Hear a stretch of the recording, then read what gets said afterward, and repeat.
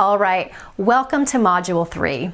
In this module, our expert will show you how to build your first workflow from scratch. So get ready to take some notes and let's jump right in. All right, so here we are on our blank canvas. We're going to take everything that we've learned so far about automation workflows, and we're going to create our very own right here from scratch. Now, what we're going to create is basically a welcome sequence where we deliver a lead magnet that somebody just opted in for, and we're going to try and upsell them to a higher priced offer, and we're going to do a couple other peripheral things at the same time. Okay, so the first thing here is going to be form submitted. We're going to click and drag that over here, and when somebody submits the form on our opt-in page, then the action that we triggered, because that one was a trigger here, the action is going to be that we're going to add them to a list, a corresponding list. You would click here and you would choose the list in question. And the next step is going to be to send an email after they've been added to that list. So send them an email, and that email will be the welcome and delivery email. Now, just so you know, inside of Autopilot, all you would basically do in here is literally either take an existing newsletter or email that you've created, or you would create a new one and a pop-up would show up and you would basically create your email right here inside of the workflow creation page, which is very handy. But before we go down that email route, we want to do those other two peripheral things that I mentioned. So when somebody submits the form, we're also, at the same time as all this other stuff is happening, we're also going to add them to a custom Facebook audience. And we're going to send them an SMS message. Okay, we're going to pretend that we had a phone number field on that contact form. Okay, so we'll add them to an SMS list and send them an SMS message thanking them for their order and telling them to check their email inbox for this email right here.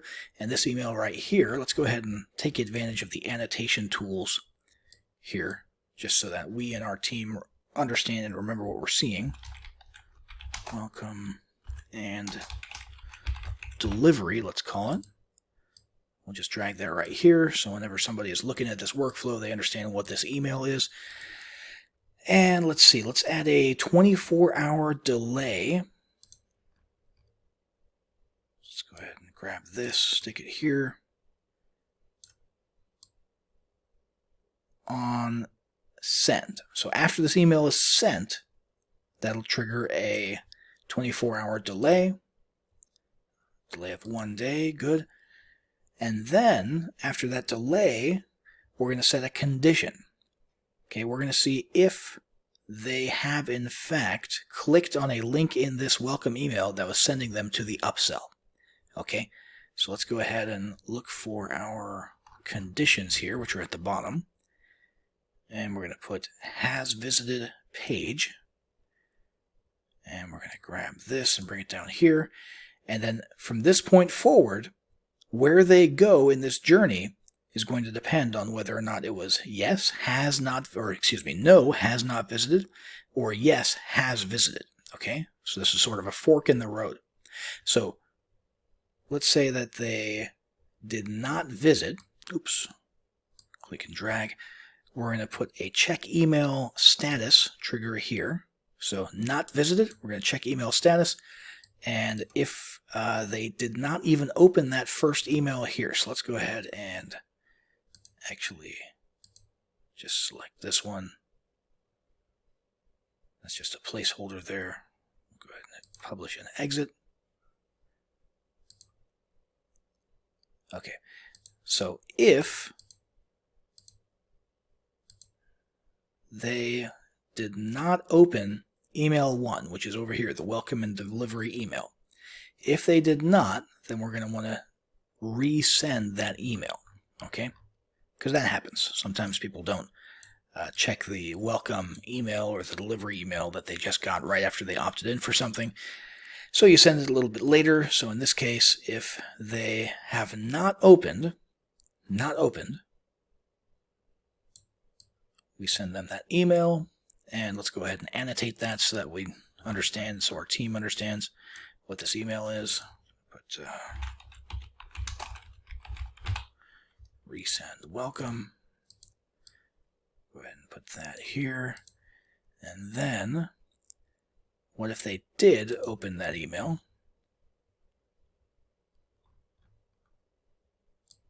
We'll send them a further upsell email. If they did open. And so we'll continue the campaign where we're trying to upsell them, right? Let's go ahead and annotate that as well.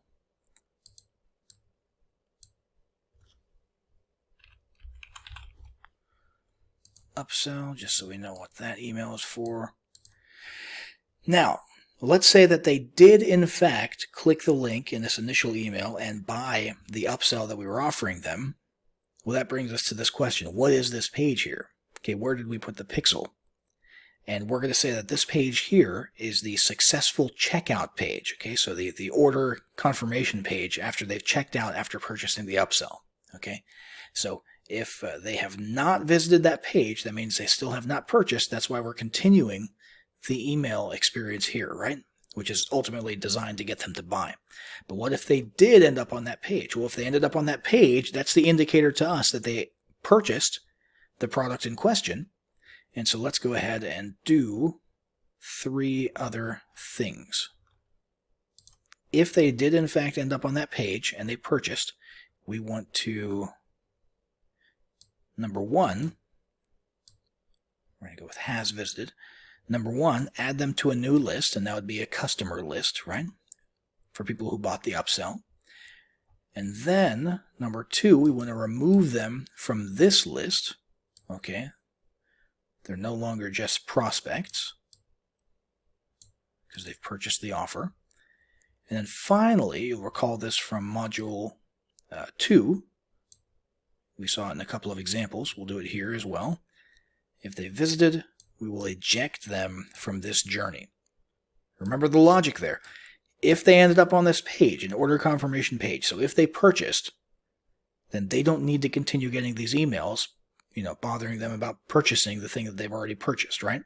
So as soon as they've landed on this page, immediately they would be ejected from this so that they don't get any further emails, okay?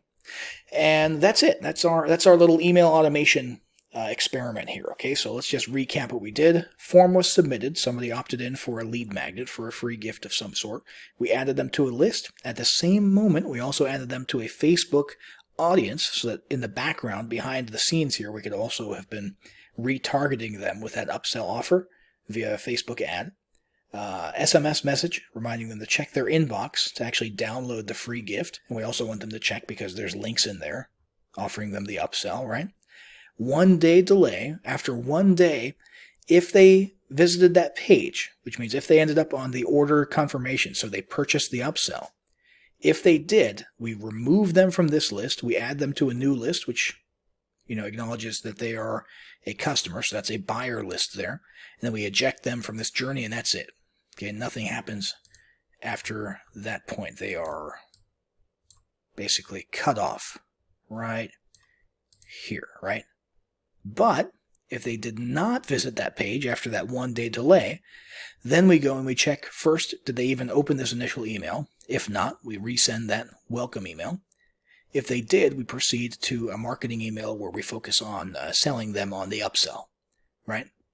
And then presumably you could just continue down this path with more email marketing, to the right here, and so on and so forth. But that's the basics of setting up an email automation, a marketing automation workflow. And again, it's not just email. As you can see, it's Facebook audiences, it's SMS marketing, a whole lot of other things that we could have done here. We could go in here and integrate with that postcard shipping service and have postcards sent to these people depending on what information they submitted in the form.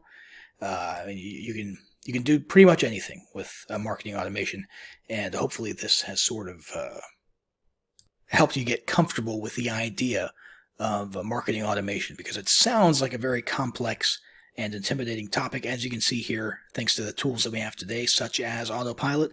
It's drag and drop simple. And frankly, if you're not using it in your business, you are leaving a whole lot of potential money, potential sales on the table. As you can see, it's easy to do. There's no excuse for not doing it anymore. Take what you've learned in these lessons here, go and apply them with your tool, with your software of choice. Start leveraging marketing automation in your business today.